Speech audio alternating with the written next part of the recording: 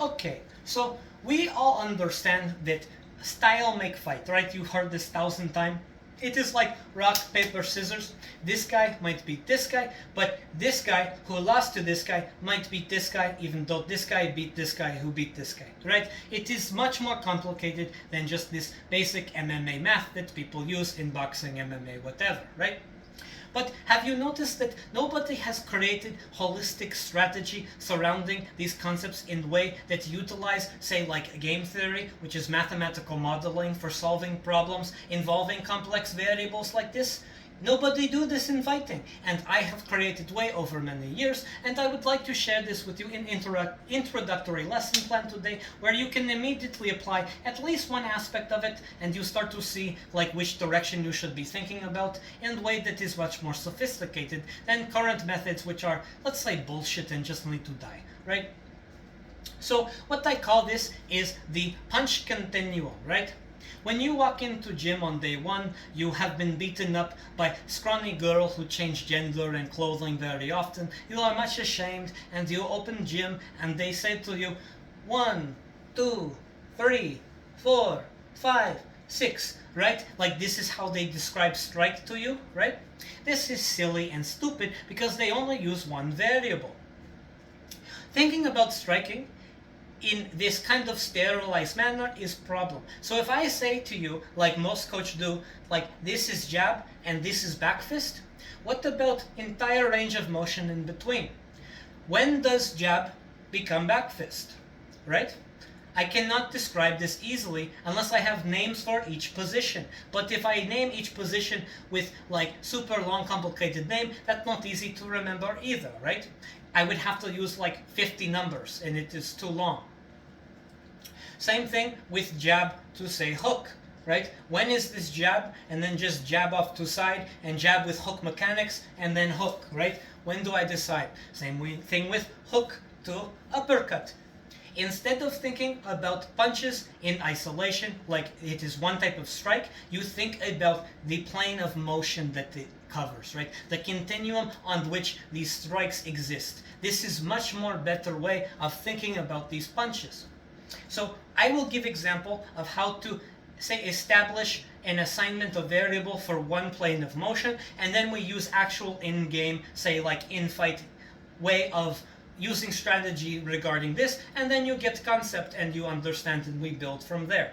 So we're going to look at the right hand, the right hook to a right uppercut continuum. We're going to assign 7 positions using first a letter as a variable, then a number. So this is going to be RH1, right hook 1, right hook to head. RH2 is going to be right hook to solar plexus.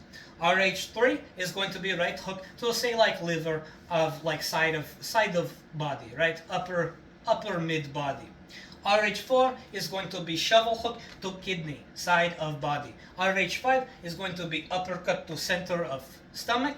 RH6 is going to be uppercut to solar plexus, and RH7 is going to be uppercut on the right hand to the, say, like chin area, right? So we have covered entire range of motion with variable that I can quickly tell to fighter, and he knows exactly which place to throw punch, right? Because if I just do 1, 2, 3, 4, well, 4, where is 4? Is this uppercut here, here, here? He don't know. And so now we look at an actual fight situation. I am cornering my fighter. I am coach. And I see that his opponent, he throw lazy jab that is very slow. He do lots of framing, right? And he keep his hand out there too long, or he pull it back lazy. It is just shitty jab, right? And what he do is he leave himself open right here. Well, I know which punch to tell my fighter to throw to beat this punch, right? To beat this, say, variable that my opponent is throwing. And that would be a right hook to like this area.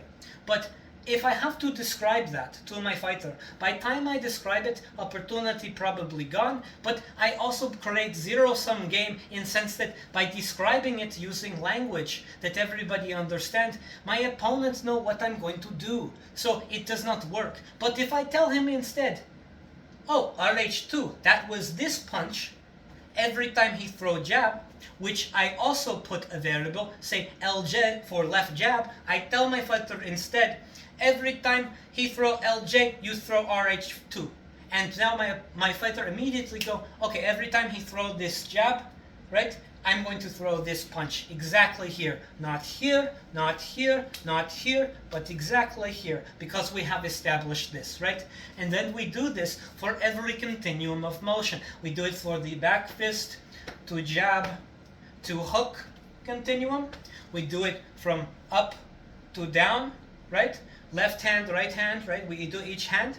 And then we can get much more advanced in future, where we start doing it with defensive movement too, right? Because this is plane of motion, right? This is plane of motion. This is plane of motion. And we also do it for movement, right? This is a plane of motion. This is plane of motion. We can also do this way, right?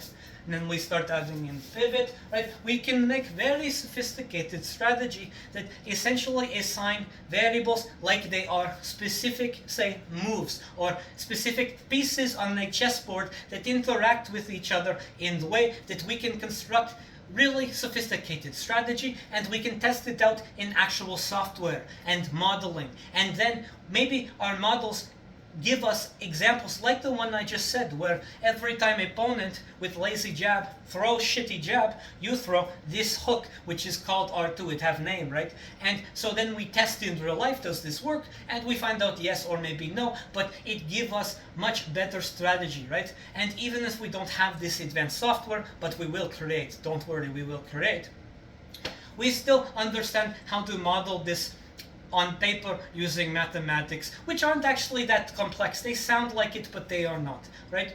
It is just coming up with some kind of way that is cohesive to explain these concepts, because if they are just vague, like jab is one, right is two, or even not even using that, there is no way to interact with these things on paper in a way that create complicated strategy, right? The only way that people think about this style make fights is fact that they know that certain fighter beat other fighter, but they don't understand certain fighter can change strategy to beat new fighter, right?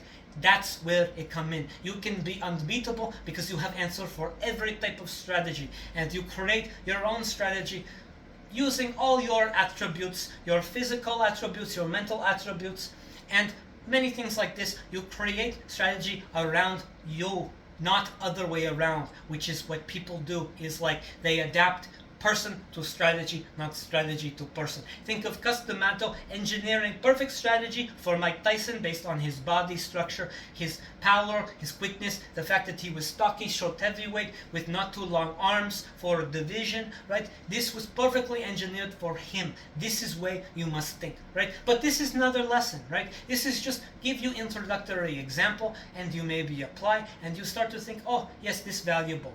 Because whether I teach you this or somebody else teach you in 10 years, it doesn't matter. This is new way of thinking that will come regardless. It is like inventing cheese, right? Cheese get invented because it tastes good, and it's just natural process of milk going bad, right? Same thing with this, because this is the future of the way that our world work about understanding complex problems, and it will impact our sports as well, right? So be ahead of the curve, like Makov here, telling you all this strategy, and you will beat everybody. Thank you.